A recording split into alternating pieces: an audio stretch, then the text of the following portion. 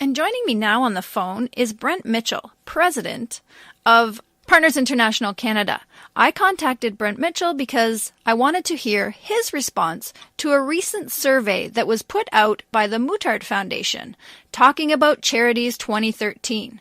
In this fifth edition of a public opinion poll commissioned by the Muttart Foundation, more than 3,800 Canadians participated in telephone interviews to find out where people stood. Do we have faith in the charities that we support? Fieldwork was conducted by the Social Sciences Research Laboratories at the University of Saskatchewan, and the data analyzed revealed some startling figures. What the study showed was that some types of charities were trusted more than others. People that donated to hospitals had an 86% trust level. Children's charity topped out at 82%, while environmental charities, arts organizations, churches, and international development organizations scored significantly below the overall level of trust in charities. So, Mr. Mitchell, what can you say about this? We see this decrease in trust in development organizations and church organizations, and that's significantly dropping over the last few years. Like I said, it's the fifth annual study, and the numbers are significantly lower than they have been in the past. What do you think is the contributing factor to that mistrust? Well, I think it's certainly an important thing in an area that agencies like our own need to take very seriously. Obviously, the media has been giving more attention to charities over the last while, and I think that's a valid thing. Charities enjoy a very special relationship and position on the landscape in Canada, the social landscape and also the economic landscape, in providing key services that are needed by Canadians. However, as soon as we move away from Canada and into, shall we say, less direct or less concrete kind of areas, what we're seeing through these studies like this is that Canadians' trust is eroding, and we need to give real attention to that. Now we look at the relief efforts that we've seen now going on in the Philippines. We've got what happened down in Haiti, Katrina, in New Orleans. These are the significant factors that have eroded people's trust. We've heard horrible stories of money being squandered and rerouted, and CEOs of World Vision getting huge amounts of money, and not-for-profits having exorbitant overarching costs involved. How do you make sense of all this? Inevitably, some of it is actually not true. It's just urban legend. But inevitably, I think there's been real disappointment as people have heard of how people in positions of authority connected to either the religious or charitable world have abused that power and that special position. I think that it's valid, and hopefully we can move past some of this through charities engaging in this dialogue and becoming much more transparent. So tell us a little bit about Partners International Canada. You've been with the organization for quite a while. Give us that transparency if you can. I actually worked in Africa for 18 years doing community development work, after which I transitioned into this organization, been here for the last 14 years. I began with the programmatic side of things, and one of my responsibilities was to visit our field partners and to either establish new relationships where we could expand our charitable objectives in those zones, and also to monitor the effectiveness and the outcomes and so forth of what was being done through our partners on the ground. Partners International is an agency that identifies organizations that are locally led, Christian ministries that are really ready to grow. They have exceptional leadership, they have adequate infrastructure, they have a very clear vision, one that they're willing to suffer for and usually have suffered for already. What we provide is the fuel for their growth towards the realization of their vision. And it's a shared vision, one that we seek to see transformation realized in some of the most broken parts of the world. We choose the broken parts on purpose, those with the greatest challenges, socially, economically, and spiritually. And Partners International Canada, you affiliate with donors in Canada. And through your organization, basically, I think internationally you partner with 122 visionary organizations in different countries. Is that the correct figure? It's 122 in the international sector, correct. Through our International Alliance, which is a 70-year-old alliance, we achieve a lot through this particular approach. So somebody wants to donate. We've heard about Partners International Canada say we've checked out a leader on the Hope in Action Tour. We've heard from Smita Singh what she's doing at the Mahima Care Center in India to help women transitioning from the human trafficking rings operating there. Tell us, if we give you $1 here in Canada, or if we give you $100, what happens to that dollar as soon as we give it to Partners International Canada? Okay, the money that comes to Partners International Canada, and this report, again, to highlight this report, is very relevant to us because we're almost completely funded by public funds. So in other words, it's either churches or individuals that are giving us money. We're not sitting on any big endowments, and we don't receive government funds at this time, although we have occasionally. So trust with the public is a very important thing. The first real key indicator of a healthy charity and whether you should give to that charity is whether it has an adequate structure built around it. The board of directors is engaged, there's adequate governance, there's growth trends in the organization, and the level of transparency that they're willing to express to any and all stakeholders. So in our case, anyone who asks for our independently audited financial documents will be provided with that willingly by the organization. And if somebody gives us $1, we cover our own costs, that is to exist as a registered charity, which inevitably has a cost associated with it, of 16 cents on the dollar, unless it's an undesignated gift. That means somebody just gives it to Partners International because they like us and they want to support what we're doing in a broader way. The real measurement, and there's a lot of dialogue out there right now, there's an organization, an online organization called The Overhead Myth. And that is an extreme obsession on what is that percentage that they're taking of my dollar. Are we taking 12 cents, 13 cents, 15, Exactly. 16, 20? Really, that's the wrong measurement for people to be looking at. People should be looking at the outcomes and the transformation that happens with your dollar.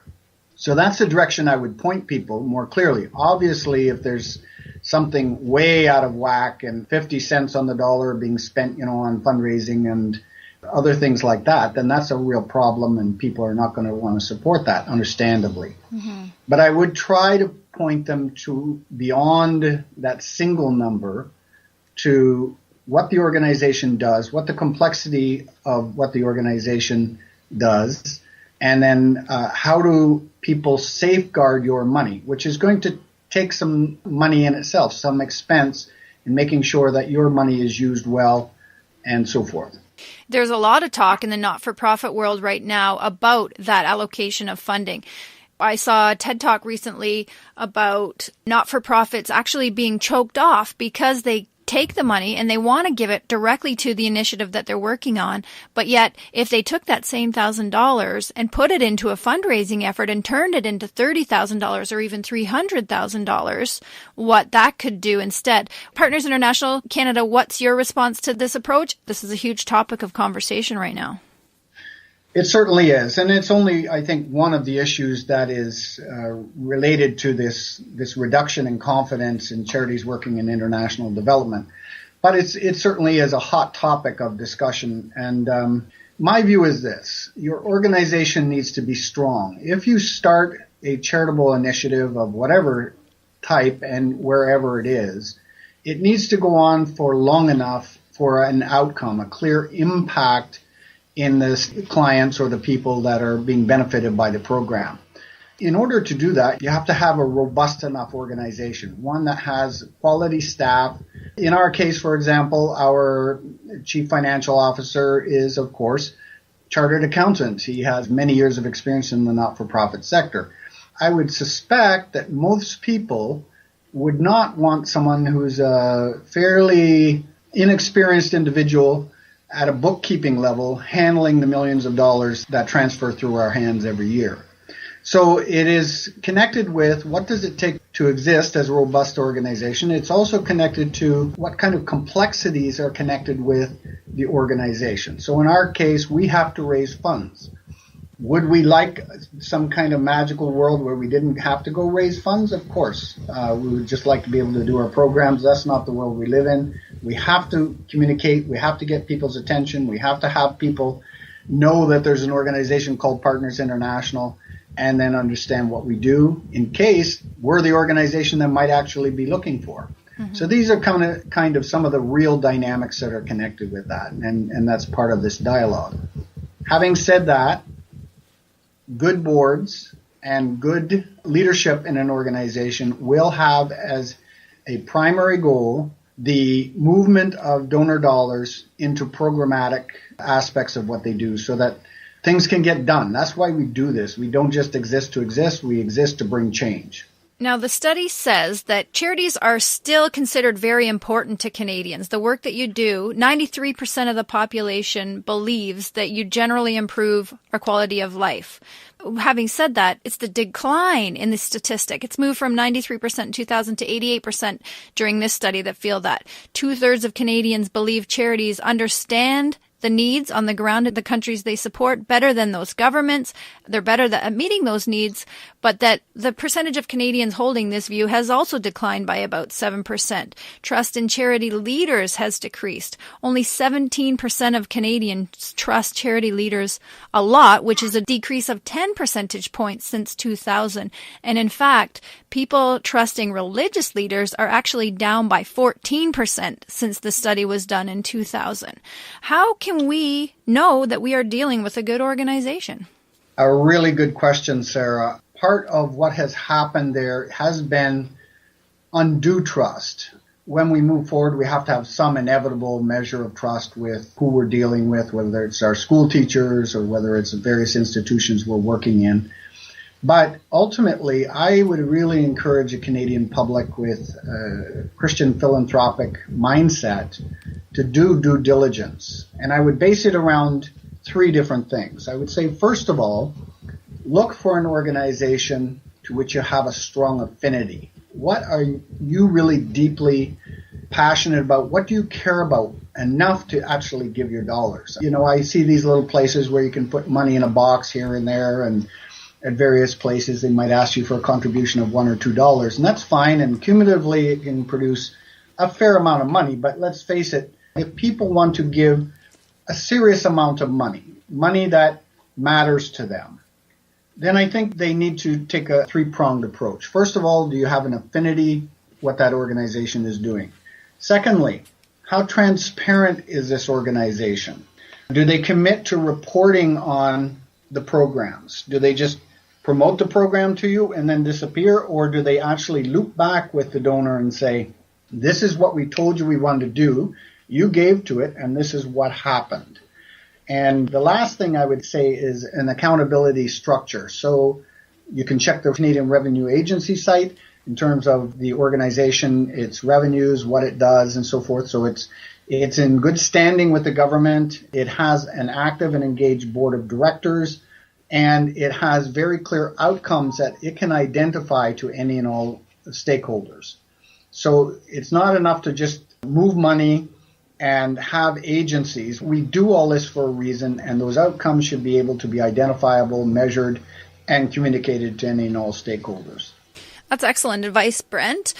I have an affinity with Partners International Canada. When I heard about you through my work at Whistle Radio, I found out that you were answering one of the very specific needs I had when I wanted to work with a charity and make a difference. And that is that you're partnering with visionaries in communities. So you're working with people in their own countries to empower them towards self-determination. And like you said, creating a standard of living that's of quality and accessible to all. So I've had so many amazing experiences in my time dealing with you. And I think I'm probably inclined to agree with you, Brent, in adopting the belief in what you say that it's a bit of a urban myth. I think most charities that are into the work that you do, that put in tireless, thankless hours of selfless service, I think you're in the right position when you do it. As with anything, a lot of what we're seeing going on within the charities is part of a learning curve. This is the international community working in response to a perceived need. And some of the mistakes that have been made along the way are probably attributed to that more than anything. Would you agree? I would agree. In terms of the urban myth part, one of the things that is definitely happened is over-sensationalizing. There was a Globe and Mail report that there was a significant number of charities that were charging only 50% of their dollars received were going to programs. And I looked at the stats, and actually it was 3% of all of the registered Canadian charities fell in that zone. So that means 97% are not abusive organizations. Mm-hmm. We need to kind of inform ourselves about that. That doesn't do away with the due diligence. And for example, in Partners International, one of the things that I really like that we do is we create opportunities for people to go and see these programs, meet these partners on the ground, see what their dollars are doing. And we've seen a high uptake. In other words, people that have gone on those trips, and we call them vision trips, getting out there, seeing what's happening on the ground, their giving has increased on average by 300% as a result of that visit. Basically, we're not hiding anything. We're not spinning anything. We're saying, look, this is the place we work. These are the people we're working with. This is what we're doing with these people.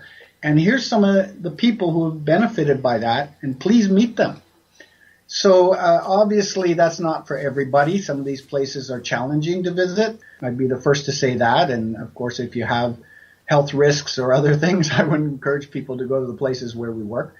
But that's the kind of transparency that I really appreciate. And when people are looking for places to put their money to make a difference, they can actually verify that this is completely in line with what we are telling them at the outset.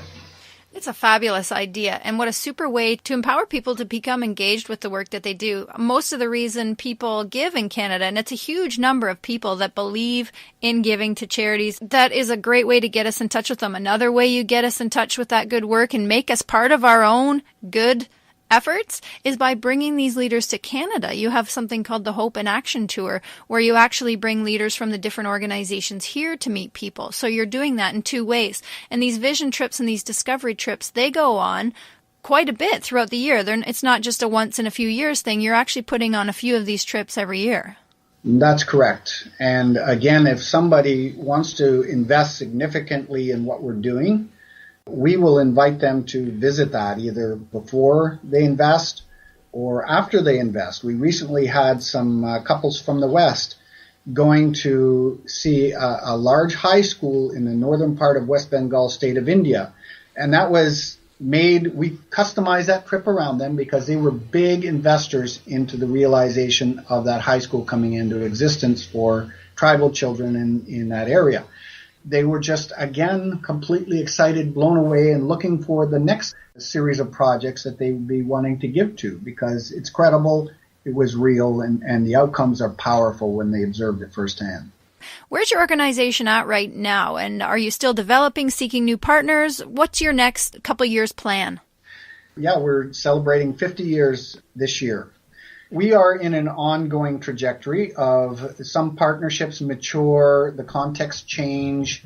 Like in the early days, we were heavily involved in Singapore and the large amount of migration coming out of mainland China into Singapore, assisting those refugees and so forth.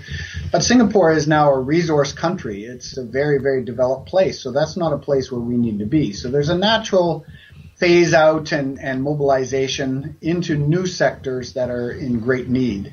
And so right now we're looking at the Sahel region of Africa, which is arguably one of the most impoverished and economically and spiritually challenged parts of the world. We're also involved in growing some new ministries among oppressed peoples in South America. That would be the tribal people, the Ayomara, and the Quechua peoples, and more specifically children at risk there for child prostitution in Bolivia. It's a never-ending thing. We just continue to look for quality partnerships. That is really the key piece of what makes what we do work. Thank you, Brent Mitchell, President of Partners International Canada. Quickly, where can we get in touch? Well, there's two easy ways. One would certainly be to go to our website, partnersinternational.ca. Another way, if you want, you can phone our office toll-free, 1-800-883-7697. And we would just be very, very happy to talk with you and, again, be transparent and share with you the opportunities of how you can really make a difference. And again, if you want to look at that study for yourself, it's put on by the Muttart Foundation. That's Muttart. the Muttart Foundation. Charities maintaining high levels of trust, but warning signs are on the horizon. So thank you very much, Brent Mitchell, for dispelling some of those fears and inhibitions before they kind of took root in the Canadian psyche. I hope this interview goes on to prove to people that there's a lot of reason to be putting our trust in charities like Partners International Canada. Thanks for being with us today. Thanks so much, Sarah. All the best.